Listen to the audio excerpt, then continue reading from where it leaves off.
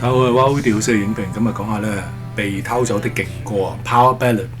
咁 Power Ballad 係咩意思咧？先解釋一下。咁就係咧，通常係講一種係情感非常澎湃濃烈嘅搖滾或者流行抒情歌。開頭係開得慢啲嘅嚇，但係慢慢係越嚟越激情嘅。咁好多歌都係用呢種方法嘅，即係先緩慢內斂啦，即係有啲係內斂嘅獨白啊、自省旋律啊，然後就慢慢咧越嚟越投入情緒啦，一路咁堆砌又爆發嚇，咁叫 Power Ballad 嘅。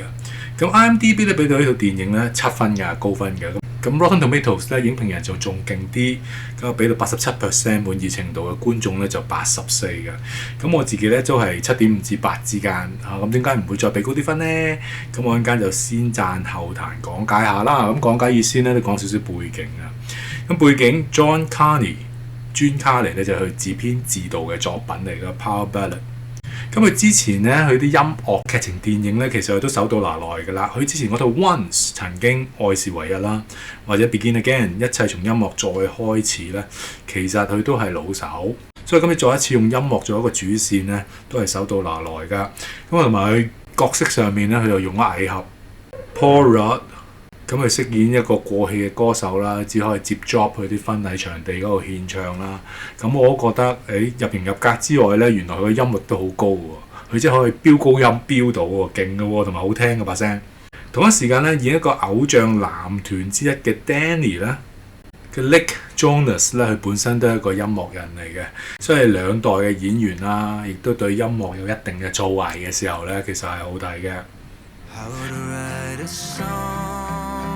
好，先讚後彈。第一個讚係咩呢？首先啲金曲係一流啦。嗱，因為呢 Rick， 我有時會講翻 Ant-Man 啦。咁啊 Rick 咧喺戲裏邊呢，因為做一啲婚禮樂隊啦，咁啊獻唱好多唔同嘅經典金曲嘅。咁所以其實嗰啲經典金曲巡禮呢，都係值得入場去聽嘅。啲金曲用喺婚禮裏邊嘅時候呢，有份內有味道。另一方面呢個電影嘅主題曲呢 How Can I Write a Song Without You？咁又係一首上乘嘅作品啦。咁原來係咁呢首金曲就係導演 John Carney 咧同另一個唱作歌手 Gary Clark 所一齊共同編寫嘅。咁無論曲詞旋律咧都係上佳嘅作品。即係一首好嘅作品嘅時候咧，絕對係可以透過音樂説故事啦。即係省佢好多嘅台詞同埋畫像㗎啦，唔使嘅咧，歌一出。哇！咁你就好代入到去嗰個歌嗰個旋律裏邊同埋個意思啦。因為好歌真係可以直入心坎嘅嚇，呢首係一個唔錯嘅音樂。仲有你牽涉到第三個讚係咩呢？正正就係一首金曲呢，其實都有一個反轉位。咁我唔講咁多啦，即係講得太多變咗劇透，咁啊唔好睇㗎啦噃。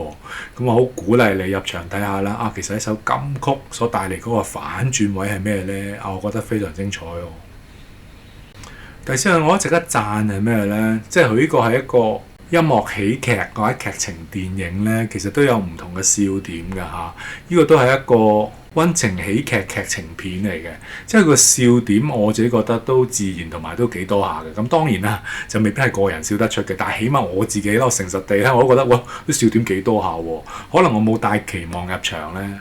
講真，本身個戲名同埋個 poster 係引唔到入場嘅，只不過今日冇乜嘢睇嘅時候，哎呀啱時間就睇啦。點知冇期望啊，反而有意外嘅驚喜喎。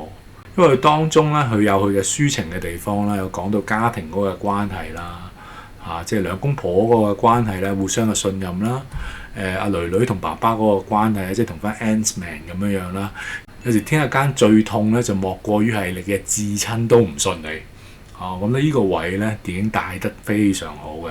咁我都欣賞咧，呢個電影有抒情咧，有溫情嘅地方之餘，同一時間咧就同頭先嗰啲嘅笑點啦，完美咁樣係混合嘅喎。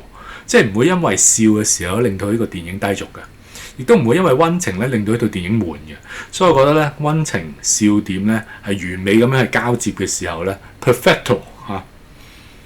其實仲有一個讚啊，就係飾演即係阿 Rick 阿囡囡咧，好鬼靚女喎。咁點解要講個 point 咧？就有見於呢樣嘢，即係如果你係醜女嘅時候咧，或者唔夠靚咧，你做乜嘢個問題都會倍大。咁但係反而你係靚女嘅時候咧，你做乜嘢都冇問題。有時係咁，係咁啊，係唔公平嘅呢個世界嚇。講真啦，如果你睇旅遊雜誌，你睇我講旅遊雜誌好定睇靚女啊？係咪啊？教游水，你睇我教你游水好定睇靚女啊？你俾我揀，都係睇靚女啦。咁所以係好自然嘅。如果係靚靚女女嘅時候咧，有時做咩都特別有吸引力或者做錯乜嘢咧，我都更加容易去接納原諒佢。冇辦法，我想讚嘅就係咧 Ant-Man 嗰個女女幾好睇喎，真係。最後一樣讚咧，就係其實我覺得個結局咧我自己覺得係都幾有意思嘅。我自己喺度睇嘅時候，不斷喺度猜度緊結局點完嘅咁我都可以話係有少少估佢唔到，但我又覺得咁樣收筆都係件好事嚟嘅。咁當然啦，係咪冇彈位咧就唔會嘅。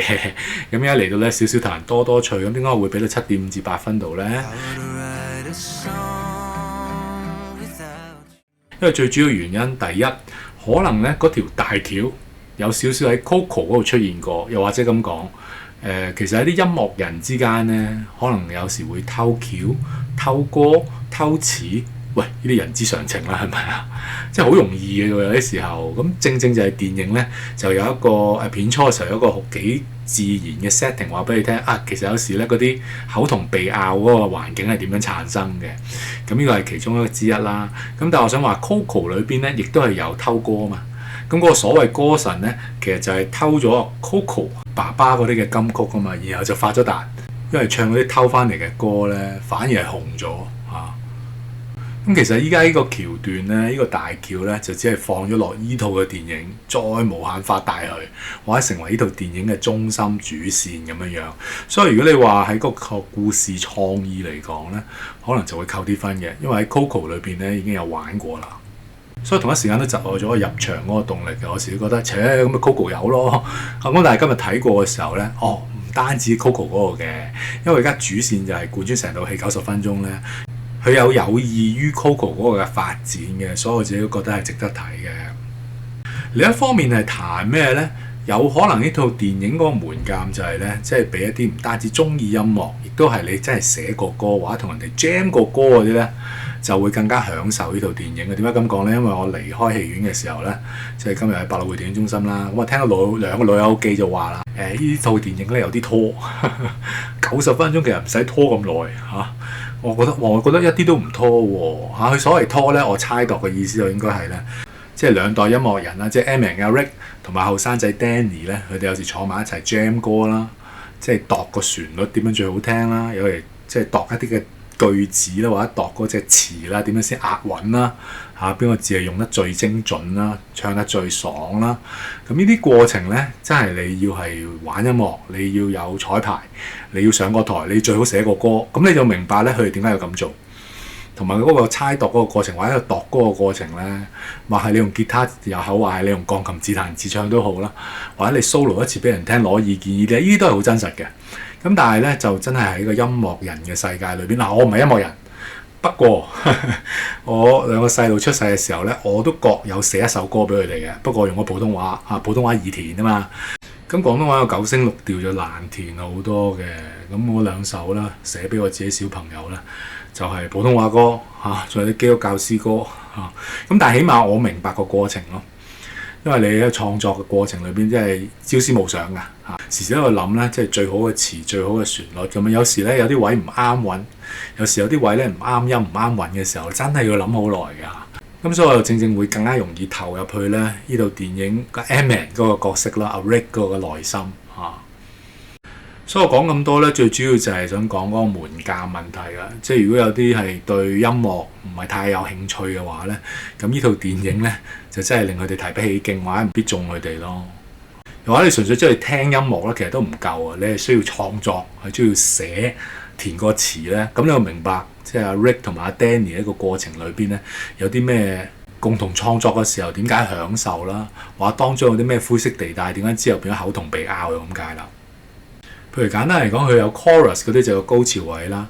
咁你嗰個嘅第一節、第二節嗰個歌詞咧，咁好多時候你去到嗰個 chorus 高潮嘅時候，有個叫 bridging 嘅。咁 bridging 好似個橋樑咁樣，將你嗰第一二節嘅歌詞臨去到高潮之前咧，將佢連結起嚟嗰個 bridging 咁有啲基本嗰啲樂理啊，或者基本嗰啲創作基本知識咧，其實有助你投入呢套電影嘅。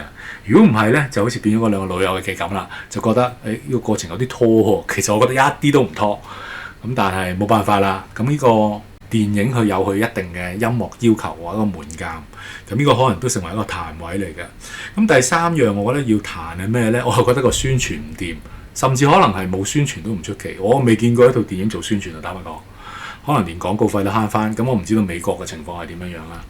咁但係起碼呢，我覺得個 poster 呢，起碼要 sell 一 sell Ant-Man 啦。我睇香港個 poster 呢，完全唔知道係 Ant-Man 嚟㗎，我唔知係佢嚟㗎。我係即係差唔多最後入場之前咧，我先發現原來係 Ant-Man 嚟㗎咁樣咯。係啊，咁有啲可惜啦。即係起碼大家都認識佢Marvel Hero 裏面一個咁緊要嘅角色咧。呢個做一個引子引入咧都好嘅。咁等多啲人認識啊嘛，多個動力去睇咯。即係總結嚟講咧，如果你係中意 Ant-Man，即係中意係音樂嘅時候啦，你又中意啲抒情小品，有啲笑料啊，咁嘅時候咧，呢90分鐘咧，我就覺得絕冇悶場嘅，係值回個票價㗎。你齋聽音樂我都覺得抵嘅，係啊。咁何況你仲有啲笑料咧，同埋有啲好唔錯嘅家庭之間嗰個嘅張力啊，同埋家家有本難念的經咧，佢都可以表達到出嚟咧。我覺得係好唔錯嘅喎嚇。如果你歡迎上嘅分享咧，請 like、share 同 subscribe。多謝各位，拜拜。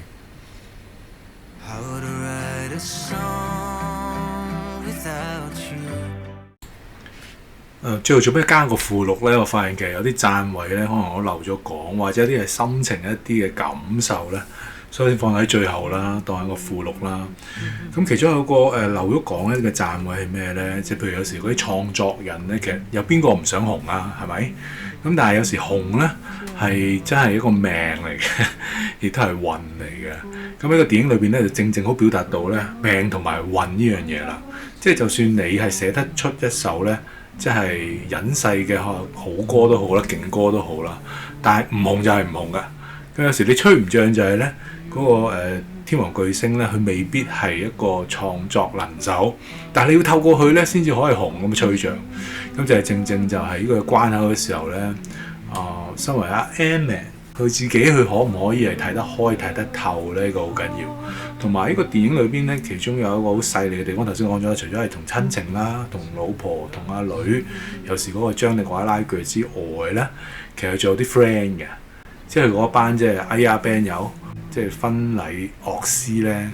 咁其實個關係都唔係咁好嘅，但係當中有個 friend 嗰個老死，嗰個老死其實都係人生裏邊咧一個即係幫我哋可以捱過好多嘅關口啦。我自己都覺得係嘅。咁依家係正正就係啦，喺佢人生最低谷嘅時候咧，佢個 friend 即係仲可以係陪佢一齊咧，真係好難得。即係有時患難見真情啊嘛。即係有時順風順水嘅時候，酒肉朋友特別多嘅。咁但係即係當你係最落難、最霉冧到最慘嘅時候咧，佢個 friend 嗰啲朋友仲係留喺你身邊嘅時候咧，仲係支持你、俾鼓勵你，甚至你踩過去，甚至你傷過去，都仍然係留低去鼓勵翻你。哇！呢啲真係真朋友。咁現實裏面都真係有一至兩個嘅，咁啊真係要好好珍惜啦。咁同埋咧，即係創作人咧，有時係有高有低嘅，即係話譬如我以前都有講過㗎，即係譬如 Taylor Swift 嗰啲咧，佢啱出道嘅時候咧，嗰10幾首歌係最正，因為佢用咗10幾年嚟寫出嚟㗎嘛。